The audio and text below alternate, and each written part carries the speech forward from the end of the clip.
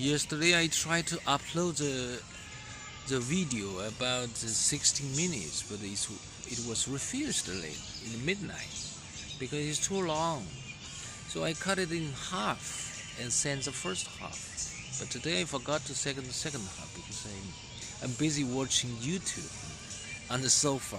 So now it's about 6 p.m. It's time for dinner. But I don't feel any hungry, so I just came out to take a walk in the Ma'anzhi Park, where we used to find some toys and I walk around here often. You remember? Yes.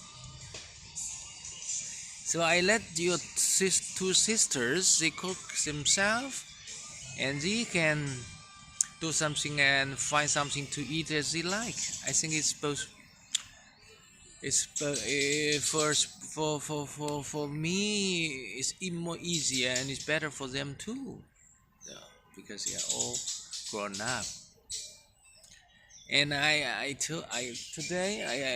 promised to talk something about the business, right? So I think now I can discuss one point because I don't want to make the talk too long.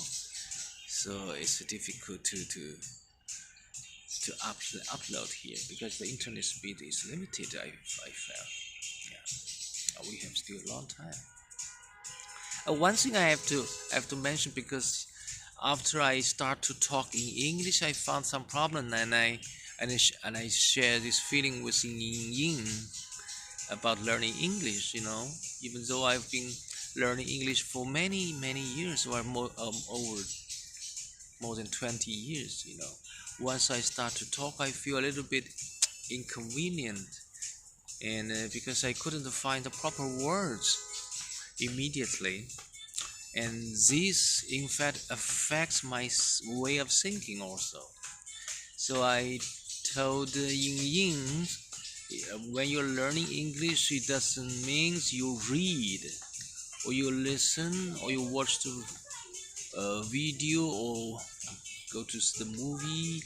It means you must speak. That's the most important thing.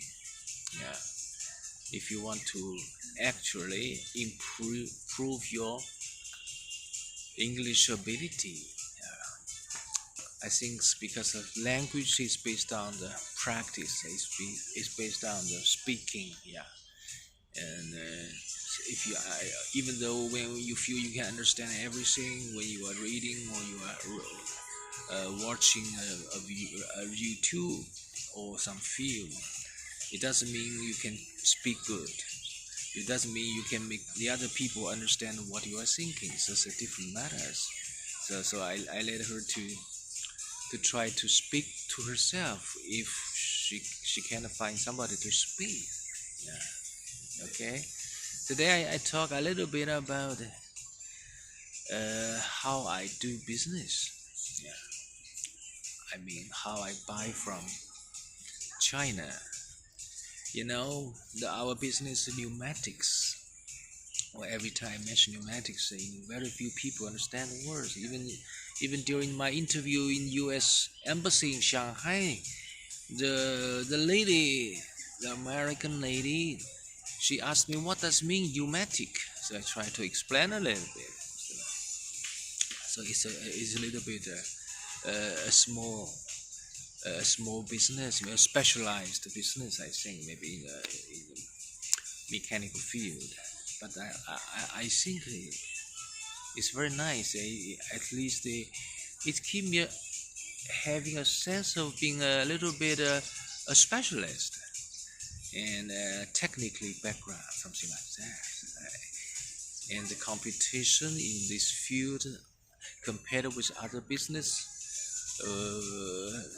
which many Chinese people are doing in the foreign countries. For example, some clothes, the apparel business, or the shoes, and some electronics. Yeah, I think the pneumatic business is relatively more sophisticated and not so popular. I think so. Maybe that's one of the reasons where we can live relatively relaxed. Okay, I think the first things, if you want to do pneumatics business in China, I think as you are doing some other business, the first thing you have to find the correct supplier. I think that's the most important thing. And the way how we can find a suitable, reliable supplier with the quality, in fact, it's very limited. Mostly the people they find their suppliers in China this through the internet, like Alibaba, made of China, or some specialized trade fair, yeah, like the PTC in Shanghai every October, something like that. I think that's the major way. Yes, and every every people has their different way in general, but I think maybe 90%, 80% of people they are using these three ways: yeah, internet, trader fair, and and the trade fair. I mean, both in China and in the outside. Yeah, and all the Chinese they participate in many industrial trade fair in foreign countries. That's one of the way. And sometimes they use some friends through some friends. They recommend. Yeah, I think that's basically three ways. For me and for us, because I'm Chinese, so this is not a problem for us, but it's a problem for our competitors because they are foreigners, even though they are basically maybe Chinese, but they are Chinese overseas. In my point of view, they are not Chinese, in fact, but they got a Chinese face and 50% or 20% of Chinese idea or culture background. So I should say, frankly, they are not Chinese. And so the way of doing business are a little bit different from me. Yes,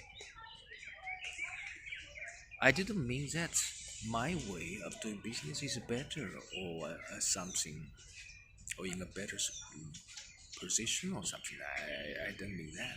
I just mean our way of doing business in pneumatics is different from their way. Mostly I compare with Chinese overseas. Yes, yeah.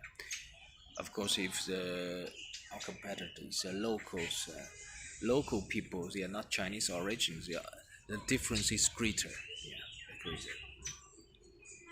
So, I think the first the way of buying products from China is the first big difference which will cause the result of doing business,